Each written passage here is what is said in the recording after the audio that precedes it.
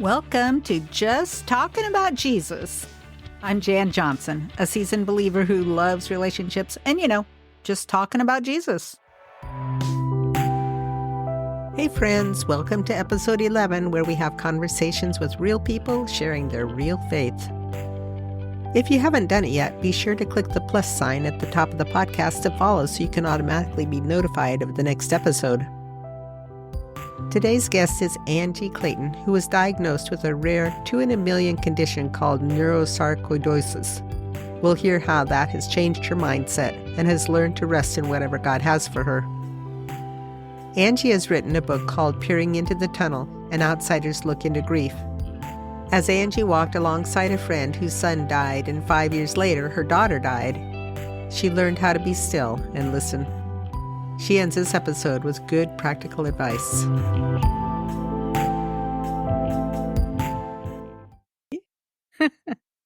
Hello, Angie Clayton. Welcome to Just Talking About Jesus. Glad you're here. Hello. Thank you. We've been Facebook friends for a while, and you have a blog that you graciously allowed me to post on. So that was really neat and a neat connection there. It really was. And you did such a great job. I loved having you give me a post for that. Yeah. Well, maybe one of these episodes I'll talk about that and where things are. But I want to talk about you today. So okay.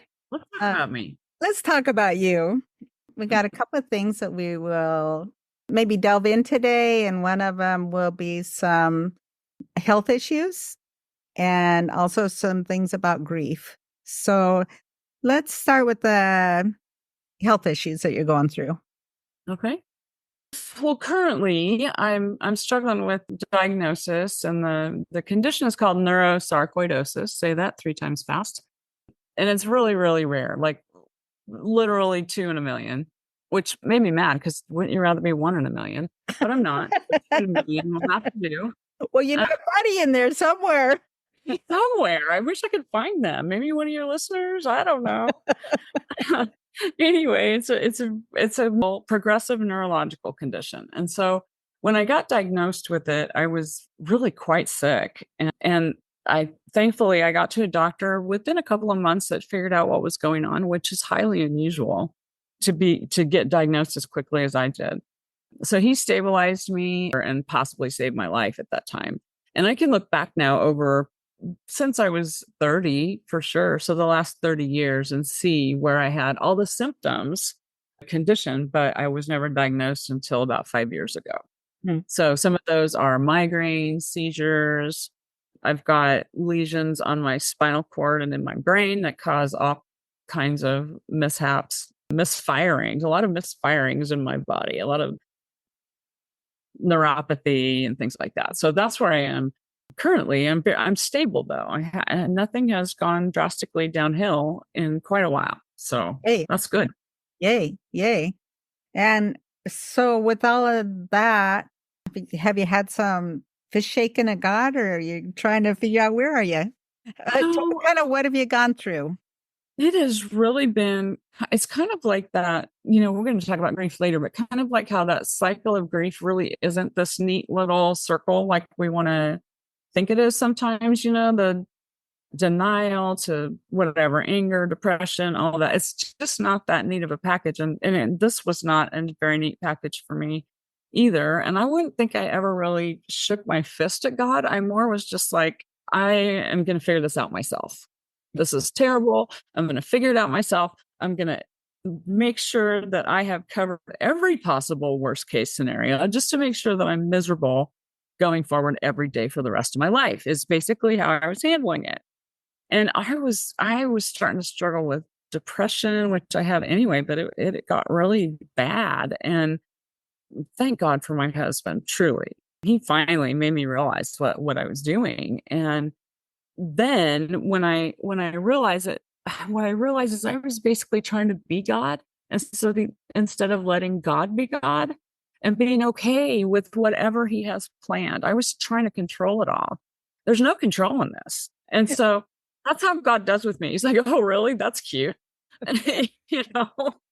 So, It's like the 2x4 hitting you on the head going, I'm yeah, here. Just look at me. I yes, absolutely. And I think the real turning point for me was, well, I had cancer. I got cancer last fall, and it's better, completely gone. Surgery, radiation, all of that later. I can say I had cancer rather than I have cancer. But that changed everything for me because when I got cancer, then that's when I started going, seriously, on top of everything else, why me? Okay. So that's when I got to the why me. yeah. And I had a bit of time between when I found out and when I had surgery. And during that time, I had a lot of quiet time and used it to just be with the Lord. And he said to me, I don't hear voices, but he said to me, you're asking the wrong question. Why me is not the question. And so I had to think about that for a minute. And it finally dawns on me the right question is why not me? Yeah. Yeah. Why not me? Yeah. Because if I believe that the Bible is true, and I do, then that means that everything in it is true and everything he said about me is true. And that is that he created me. I'm fearfully and wonderfully made. He has a plan for every minute of my life, as well as a million other promises that I get to claim. And so that flipped everything on its head for me. It's almost like a privilege in a weird way. Isn't that kind of cool how he talks to you? I mean, he does. He Very. just kind of pops in your head and says, so about that. Mhm. Have you So I've considered got it? this, yeah, right. And so he's given me this new attitude of, oh, so we're doing this now. Okay. So that's kind of my approach to all of my medical stuff now. Sometimes I do have to get, assertive because the medical system's just, let's face it, pretty broken. But Right. by and large, I just walk out each day as it comes and do it to the best of my ability now instead of worrying about what tomorrow or next week or next month is going to look like. I think there are points in our lives where there's the things that you expect to happen or think are going to be a certain way, and then they're not. And then it's Yeah. that unmet expectations of what you built up in your mind of how life was going to be. Mm. I mean, it happens all through the Bible too. You got Oh, all through the Bible of things. I mean, absolutely. Ruth didn't expect her husband to die and her two sons-in-law to die, and you know, Hmm. all of those things. Yeah. Like, what in the world are you doing? Right. But then you know what? This is the same God that promises us in Ephesians that he's able to do abundantly, exceedingly more than we even know to ask for, something like that. I mangled that, but you know what I mean. So the same God that does, everything that you're talking about over here is also this same God. And so do those conflict? I don't think they do. I got to a place of peace with that finally. Yeah. I fought my way to a place of peace. I think my hip might have been dislocated in the process, but Walking with a limp, but that's good. yeah, That's all good. We're walking with some scars, that that's can right. remind us. Yeah. Yeah.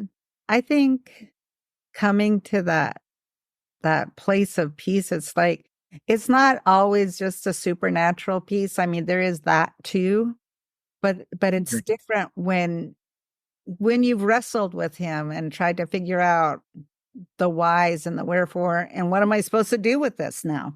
Yes. What am I supposed to do now that this is where I am? And how do I imagine how to fit into that space that he's Yeah, because got? everything changes, right? It's different. And now what? Now what do I do? And so that's really a good question too. Now what do I do? Not so much as why me, but what do I do now? How do I You do this navigate. well? Yeah. How do How I do do this well? How do I look good for Jesus? Yeah. You How do I know? navigate that? And then what are the things of me and the things that you formed in me and my talents and whatever? How can you use that now that I'm in this space Yes. instead of maybe Yes. the And way I I have was before? truly seen him grow the gifts that he's given me. I've seen him grow in me. as these past years have gone by since I left my job because of my diagnosis. And so, so much has come out what looked like just a really sad and permanent ending. And instead, it's been a transformation into the whole, the second half of my life, basically. How has that affected your friendships, or how your friends view your acquaintances or your husband, family? I mean, are they walking eggshells, or are they championing you, or how's that been? You mean as far as my medical stuff? Mhm. Yeah, mostly pretty good, really pretty good. I have to be careful because it's too much. I mean, it's a lot, and I have to be careful not to overshare with very many people. My husband is wonderful. He goes to all my important appointments with me, like neurologists and some of those ones that I really want an extra set of ears. He's always there. And so we consider this to be our condition, not just mine. We've named it. Its name is Loco because it's crazy. Crazy. But there's something about the way we put it out there and made it its own thing. It's not mine because it affects him a lot. And so it does have, I mean, any kind of like condition, chronic illness has a big impact on our families. And so I think it's wise to be careful, but at the same time, you need people that you can talk to, because sometimes you just have to vent it all and talk it out. And as wonderful as my husband is, he's not the one that's going to want to hear all those words most of the time, right? I mean, they just Right. aren't. And so what I found is that my friends have changed. And I'm an introvert, so I don't have a whole big circle of friends anyway, but who came close to me and stayed is different than who I might have thought, and are not the same people that were there 10 years ago. Huh. So they're very, very vibrant, deep, rich relationships, though, the likes of which I haven't had before. Oh, Another thing that has come out of all of this, so you got a gift out of it. Oh, many. Very many. Absolutely. Yeah. Yeah. Huh. How long have you been into this whole diagnosis and things? I got diagnosed in 2019. Yeah, so it's been a few years anyway. Yeah. Yeah. Enough to kind of have a little bit of backward perspective on some things. Mhm. I like to think about how the places where God's met you or done things with you is where, like Moses, sets up an altar to remember those Mhm. things. And so sometimes I kind of write that in my journal and just, draw that little altar, like this is one of those moments to. I call those big rock moments. And I think about it in terms of when they crossed the Jordan, and then God made them go back and get those great big, huge stones. And they were big because they had to carry them on their shoulder. Yeah. And those priests had to stand there while they got those stones. But he wanted them to remember.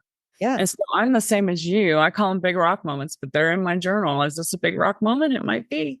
Yeah. Yeah. To look back on. So you write a blog with Mhm. and a book about grief. How did you start on that journey? The book about grief came about because I walked very closely with a friend who's had two children die by suicide. And I was friendly with her when her son died. And when her daughter died about 5 years later, I just came in and stayed. And I learned so much. It was the trenches. I learned in the trenches about how to be with grieving people, like how to just be. Because, we want to do things, we want to fix it, we want to make it better, whatever.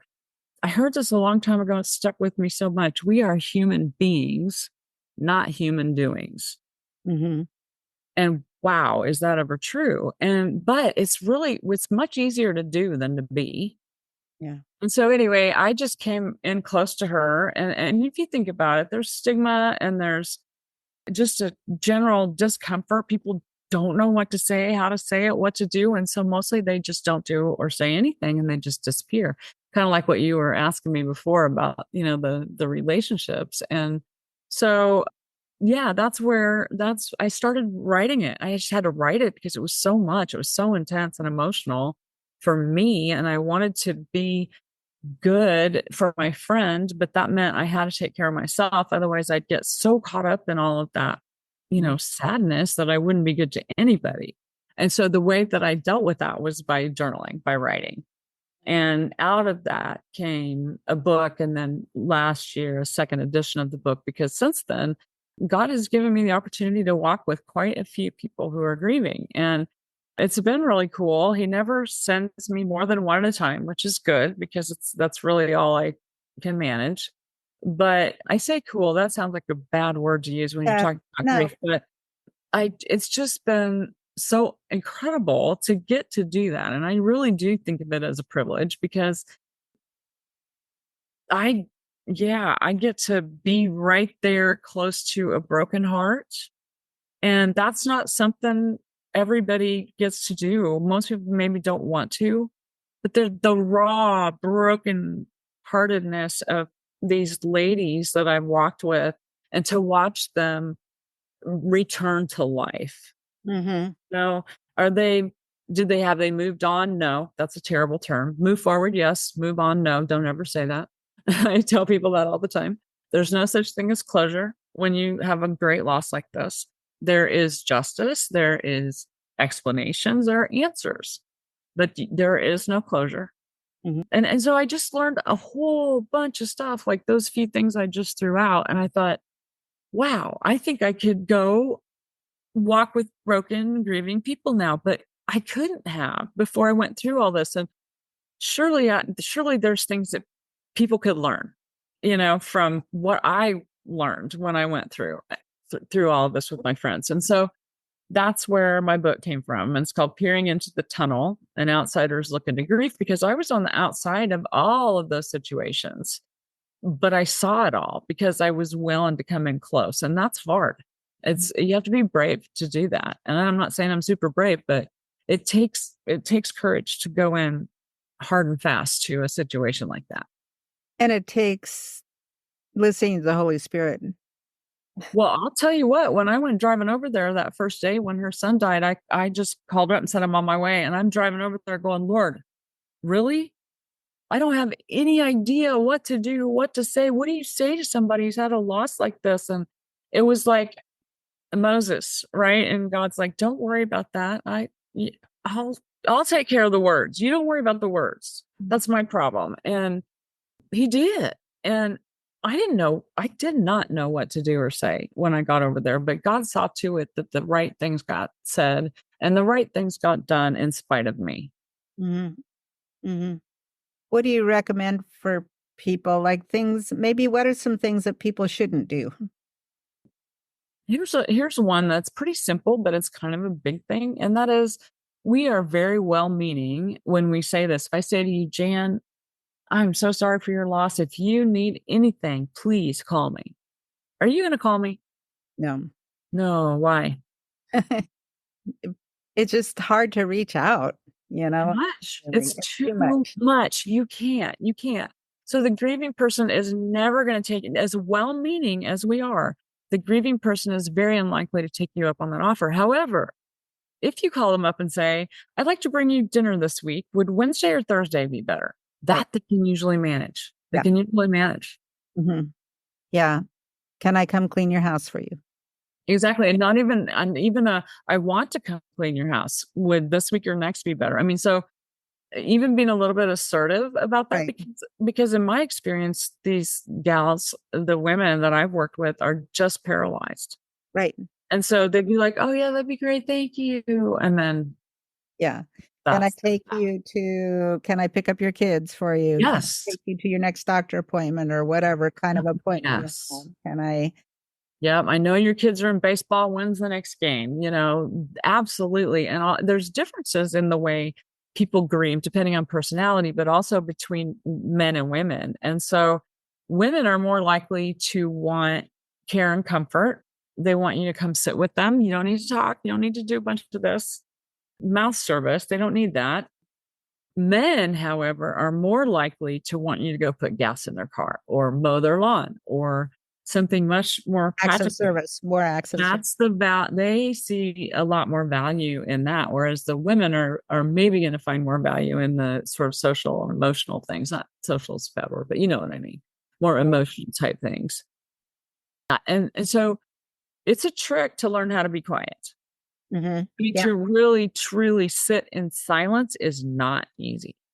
And Yeah. so I had to train myself to do that, but anybody can do it. It doesn't take any special skill, to be quiet. You just have to do it. And so that's another thing.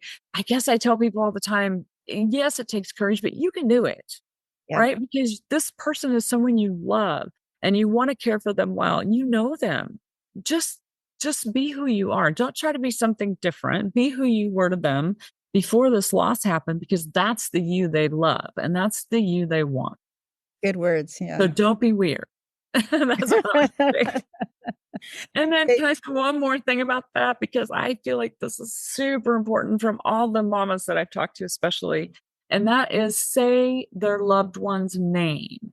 Yes. Speak it. Don't be afraid. People say, oh, but I don't want to make them feel bad, or I don't want to hurt them. Yes. They already feel bad. Yes, say it. They want to hear that. They're desperate to hear that someone else cares, right? And saying their name is one way that we can show that. Another way is that if you have any memories of their loved one that they don't have, share them. That will not, well, it might make them a little sad depending on how long it's been, what the story is. I promise you, they want to know. It They still want brings that life memory. to that. Yeah, it still gives life to that person. It does. And it gives a piece that they didn't have before, which is so important because they're not going to get any more from here out. That's it. I mean, that's the end of it. And so if you can, what a gift that you can give them by sharing your stories of your time or your memories or whatever with their loved one.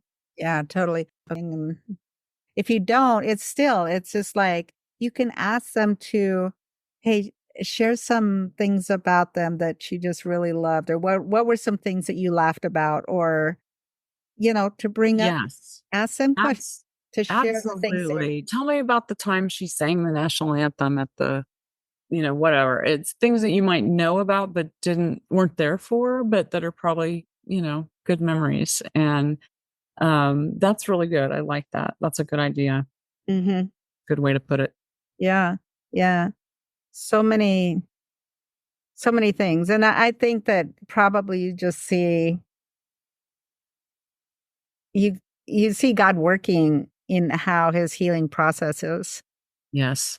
And I've watched these women that are going through these awful things develop a kind of grace and patience that um I haven't seen elsewhere. And some of it is just from having to deal with hard things that other people say and do without meaning to be hurtful. But a lot of times what we can do is we can push people away with our words. And it's a way of protecting ourselves from their pain, really, and because we're afraid it's going to spill over onto us and touch our lives somehow. And even though we don't consciously think that, it's real. And that's so we either just disappear and go off the radar, or we say things like, oh, I know how you feel. My dog just died. It's like, I know. Or Not exactly the same thing. not the same. And so don't ever try to compare. I mean, grief is grief is grief. I 100% think that's true, but I am not going to be appropriately talking to you about my dog's, death when you No, there's, like you said, I mean, there's different stages. When you first are with somebody right at that time, you're not going to say some things that you might say 2 months down the road when they're asking, I thought I was kind of getting over this and now all I can do is cry all the time. I was fine, Yeah. or I just saw somebody in the store look just like him and now it Oh my triggered that. gosh. Or It's all it takes. It can be a smell. It can be a sound. It can be, you can see the toothpaste on the shelf. I mean, it just doesn't really take anything. And that can happen, long, long time afterwards, maybe forever. And I call that a tsunami of grief because it comes out of nowhere and you're not expecting it. And those are hard. And sometimes they do feel like setbacks to the person who's grieving. So for us, as the ones who are, walking alongside them, they need to hear us say, no, no, no, you know what? That's okay. yeah. Go ahead and have a a whole chapter in there called "It's Okay to Eat a Box of Donuts." Because you know what? Some days are just donut days.